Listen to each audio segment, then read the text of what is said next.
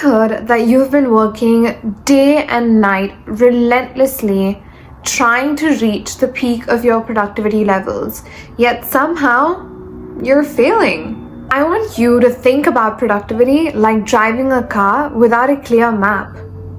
There's no navigation system in your car. Your phone does not have any connection for you to look up the destination you're headed towards, and you don't know the road by heart. So what's happening? The engine is running, the tank is full, and you're even stepping on gas, but you're circling around the same blocks without a destination in mind. It doesn't matter how far or how fast you drive, you are stuck in the loop because you don't even know where you're headed. There is no sense of direction. This is one of the main reasons why you fail at being productive. Okay, you might be busy, you might have a bunch of things that you have to do, you might have a to-do list that is full of tasks that need to be completed. Think about every single task that you've put on that to-do list. Is it actually even valuable? I'm not saying to read like 10 pages for my exam. Think about that specific task. Is reading 10 pages for that exam actually helping you understand the concept better? You have to work smarter, not harder. The only way you will be productive is if you utilize your time wisely. You have to make every mile count. In today's video, I'm going to be discussing about ways in which you can finally set that map so that your efforts take you somewhere. Specifically, I want to help any student out there who is struggling to stay motivated and focused while studying. Productivity is going to be your most powerful tool. And if you're interested in learning more about how to be productive and stay consistent, then stay tuned and let's get into the video. Number 1, racing the clock. Picture this. You're running a marathon, and instead of pacing yourself from the very start, you decide to sprint the entire last mile, hoping to catch up. Well, cramming is exactly that. You're racing against time. You're pushing out all of this information at the very last minute onto your brain, barely allowing it any time to process that information and absorb all of the material. The result? Well, it's simple. Burnout. You are very likely to forget all of the important details when you need them during the exam. How do you solve this? Stay ahead of the curve.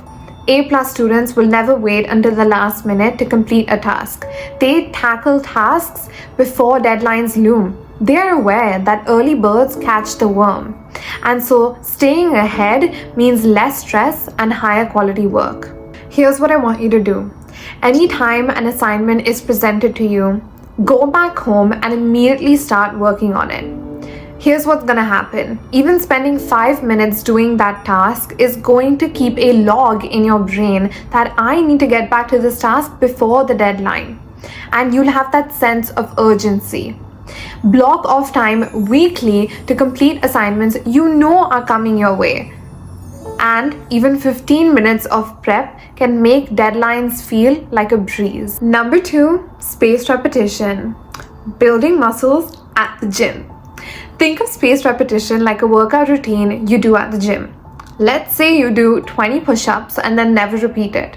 You think you'll see any progress? Probably not. You need to continue doing a few push-ups over several weeks in order for your muscles to be able to retain that information, not only see progress, but also become stronger. Well, studying any kind of material is exactly like that. When you study material over time, periodically, your muscles will strengthen in your brain and they'll be able to register this information in its long-term memory. With this method, you will not only succeed in your exams, but you will be able to come out of the exam room remembering every piece of information. Why is that? Because all that content is now stored in your long-term memory. So you won't come out of there thinking, wow, I just forgot everything I studied. And when you are in the exam and you're presented with a question that seems a little bit unfamiliar, you'll be able to create mind maps in your mind to link neighboring concepts together and form clear and concise descriptions and answers, which just makes so much more sense than when you have crammed up information and you don't remember anything. All you remember is seeing that word somewhere on some page in some textbook, but not even knowing what comes before or after it. And that way, you are facing so much brain fog. You are in that constant, stressful situation where you're like, oh, I know what it is, but I just can't pinpoint on exactly what the definition is. I know the words, but I don't know how to link them. You will not face the situation ever again if you practice spaced repetition. I want you to practice brain dumping before the start of any study session. This is essential. It's a clear the deck kind of a method. You are jotting down all of the points from any subject area that you studied previously or the week before or whatever's in your brain currently. Okay, this way you will be laser focused in any new task you begin. So what I want you to do is take a piece of paper. Let's say you begin studying in the morning. Before you even open the textbook for any subject, I want you to write every single thing that is currently going through your mind onto that paper. It doesn't have to be subject based. I know a lot of people say brain dumping for specific subjects. Of course, it's helpful. Let's say you study a specific reaction.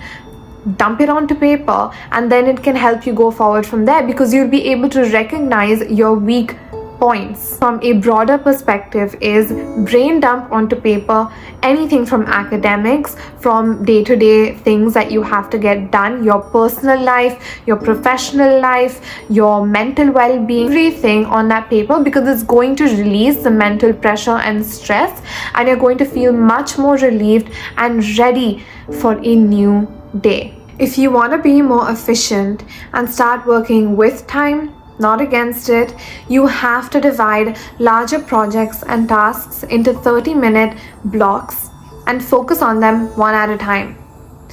After a few blocks, you realize that a large chunk of the assignment has been completed without the added stress and anxiety, and without that feeling that my assignments are piling up and I need to rush through them. Let's talk a little bit about active recall, which is like learning how to drive.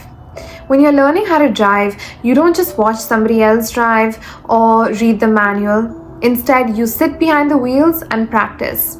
Active recall is similar.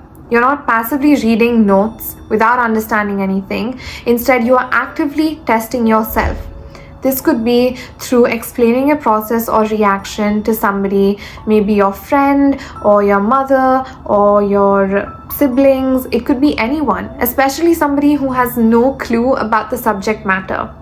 This way, you're also able to test out whether or not you can deliver the information in a clear and concise manner to somebody who doesn't know anything about that subject. Also, you can practice through flashcards. Of course, don't just go on Quizlet and click on the definition and then click immediately to see the answer to it. Have somebody else test you. I used to do this all the time, especially all the way up till I was in 8th grade. My mom would take my tests. So basically, let's say I had biology key terminologies that I had to learn. I would learn all of them, study them. She would give me like 2 hours to complete everything, and then she'd be like, I am going to take your test. I'm going to ask you the definitions, the certain pathways, the certain things, and you have to answer. And that way, that information was registered in my brain so deeply. It was ingrained in my brain, and it strengthened my memory pathways more than I can even describe. I'm here to share an important tip with all of you, which I don't think I have ever seen on the internet.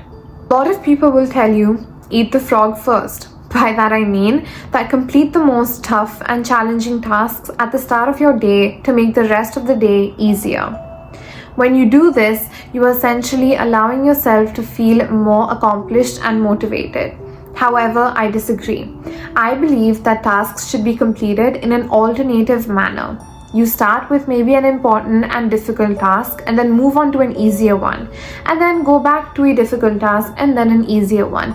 This way you're allowing your brain to rest, because the easy tasks feel like a breeze, right? So by taking these kind of alternative methods, you don't really have to provide yourself and your brain with significant breaks between tasks, because believe it or not, okay, tough tasks can really drain you of all of the energy, and your brain can go from 100 to 0 immediately.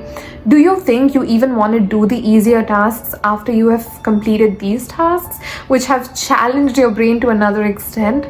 Probably not. And so although you might feel accomplished and motivated after these difficult tasks, you may not feel like doing anything for the rest of the day, let alone your easier tasks. Number 4, the Pomodoro technique. Sprint, then rest. Think of the Pomodoro technique as athletes sprint for short bursts and then rest to recover. Similarly here, you can have 25-minute study blocks and 5-minute breaks. This rhythm will prevent mental fatigue and also allow your brain to recharge, so that when you move into the next study session, you move in with a fresh mind. Number 5, mind mapping. My favorite part, the map of a city. Imagine you are in a new city, but you don't have a map. How are you going to navigate through it?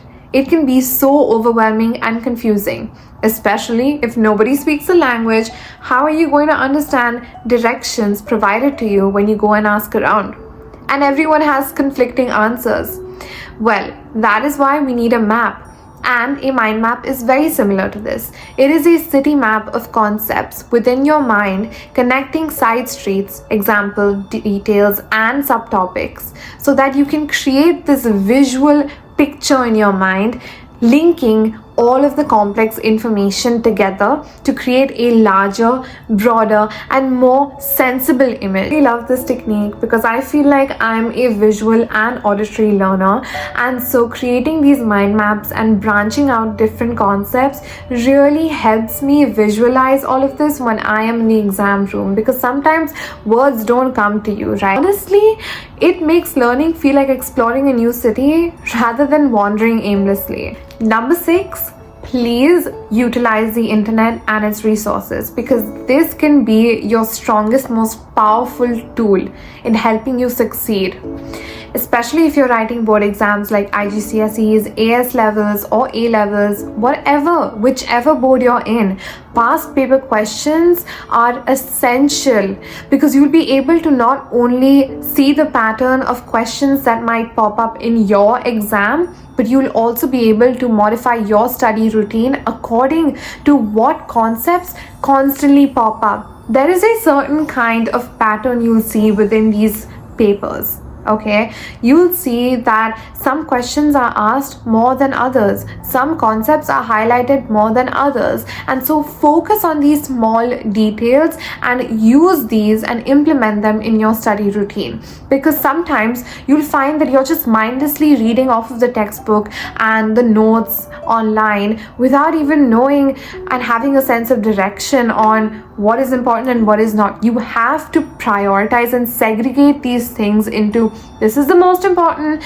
this might or might not come, and this is definitely not going to come, because we were not taught this that clearly, and it didn't even show up in majority of the past papers. I'm not saying that you have to completely negate these things, but you have to work smartly. Viewing past paper questions helped me tremendously in subjects such as physics and maths. I'll tell you right now, I was never an A+ student, but doing this really helped me go from a D or an E, to an A in my IGCSEs for physics. And what I did, I would go back to past papers and I would thoroughly read the question, identify key terms, highlight them, and notice the repeating pattern as I went through every year's past paper. I would also look at the specific formulas that were used in every question and make note of them. And then I would recognize the steps and how they have reached a solution and try to mimic that by forming my own questions, of course, by changing the numbers and kind of changing the wordings, and then solve it myself and compare it to that on the past paper. Ideally, examiners are looking for solutions that are very similar to what they have provided in their past paper answer sheets. So try your best to mimic that and almost kind of register it in your brain to solidify that information. So when you go into that exam, you know exactly what you're writing. Make use of the Lettner system, which leverages spaced repetition in reviewing difficult concepts gradually and consistently, okay, rather than the easier ones. Of course, you will integrate it slowly into your routine, but you want to create flashcards and box them based on familiarity. So the difficult ones go in one box and the easier ones in one box. And what you're doing is daily revisiting those difficult concepts again and again and again. You're in the bus, you're in the train, revisit the difficult ones till you feel comfortable and you can put them in the easier pile, okay? And a wonderful app is Anki. Anki is something that you can use on the go, right? Flashcards are so portable. Now you have apps. You don't need the actual index cards. You don't need to take like a chunk out with you. Number 7, eliminate all distractions. It's like turning off your phone during a movie. Although we don't really do it, I know. But you know that little screen that pops up before your movie plays? Please switch off all mobile devices so that you, yourself, and the people around you are not disturbed. Well, this goes the same for studying. When you are in a study session, you have to eliminate all the external noise. And I'm talking about your phone, because believe it or not, in today's day and age, social media has taken over our lives and we are constantly engrossed in other people's lives. We feel that urge and that kind of need to know what's happening and what's not. If you have no self-control like myself, I used to hand over my phone to my mom and she would hide it in the most absurd places.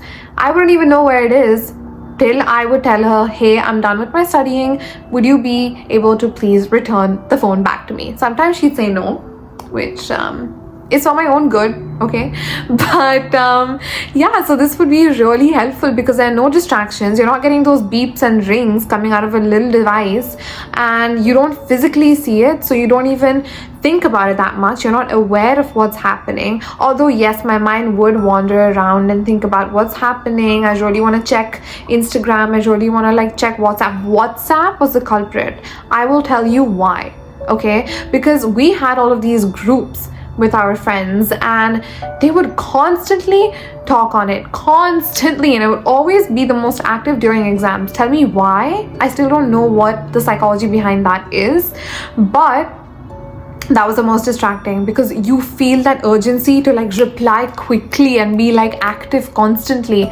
Nobody cares, number one. It's hindering your progress, so please avoid it. I know it's easier said than done, but that's why. Give it to your mom, give it to a sibling, give it to your boyfriend, give it to anyone, okay? Have somebody hold you accountable because this is the best way to do it when you have no control. And also, if you feel like getting distracted by your friends, if you're in school doing a project, or if you're just studying together, collaborative studying is something I would highly recommend because sometimes you don't understand what the professor or the teacher has taught you, and just studying together, trying to solve a problem and coming to a conclusion collectively can be very beneficial. However, if you are studying with the bestest friends of yours, it can be very distracting. Before you know it, your attention has been diverted towards other things. The conversation that you initially began with has taken a large turn and now you're gossiping about other people, what they're doing, their likes, their dislikes, celebrities, things that are so invaluable, things that are not going to help you and are really hindering your progress. So if in moments like these you find yourself stuck, try to put in your AirPods, listen to some music, some soothing music, have some white noise that's going to block out all of the external sounds, and really just enter that Zen state, okay, that will allow you to just be focused. Before I take your leave, I would highly suggest that you make use of apps. This truly revolutionized the way I studied, and it honestly helped me save so much time. If you haven't watched my university advice video, I would highly suggest that you do, because I show you how to use some of these apps and websites. However, I'm going to mention some of these and use them according to your specific needs, because some of these might not work for you. But let's get into it. Number one is Anki, which I mentioned before, helps with making flashcards on the go. Number two, Quizlet, which has existing flashcards on it for specific subject areas that are just so easy and most beneficial when you are studying, because you don't even have to put the effort of creating the flashcards. It's all ready for you. Number three, Chegg, for figuring out the step-by-step process to getting to a solution, and also having expert answers and ideas on there. Number four, the Pomodoro timer, which helps your brain rest and digest. 5, Notion, which is an all-in-one workspace where you can make notes, create templates, and also make note of assignments and due dates approaching in the calendar that is provided. Number 6, and the last one, and something that a lot of people don't talk about, is Unriddle, which is a new AI website for research articles. Guys, I wish I had this, but I recently just got to know about it. When you are reading a research article, I know how daunting it can be. I know it's like a task you never want to start, and it's something that feels never ending, okay? Because there are like several pages and the terminologies are so difficult to understand. But Unriddle is an AI software that can actually summarize all of these research articles for you in a very precise manner, and it can also help you cite the sources, which are the most irritating parts of a research paper. Hi from future Ayushi. I know this is a little weird, but my outro turned out to be very dark and blurry because the lighting changed so much during the video, and because we are now in daylight savings and it's winter time, the sun goes down at literally 5 p.m. So I apologize for any changes in lighting during the video. However, thank you so much for watching the video. I am so happy that you're here because you're taking one step further towards becoming the highest version of yourself. Your self-growth journey begins here, and I'm so happy to be able to provide the valuable information that I wish I had seen when I was in high school, because I was never an A+ student, and I have mentioned that in this video. So using these tips and tricks and integrating them in your day-to-day life, I guarantee your productivity levels will shoot up. You will never face an issue of procrastination, and you will be able to really schedule your tasks on a priority basis and do everything in a timely manner. I also want to mention that I colored my hair. It's like a cherry cola color, and I absolutely love it. It looks more vibrant in the sun, and I think after a few washes it will become a lot more red, but I'm still adjusting to it. However, I love it. Anyways, I hope that you guys can take some of these tips and implement them in your day-to-day life. As always, I want you to become the highest version of yourself, and yeah, I wish you all the best. Thank you so much once again, and I hope to see you in my next video. Bye.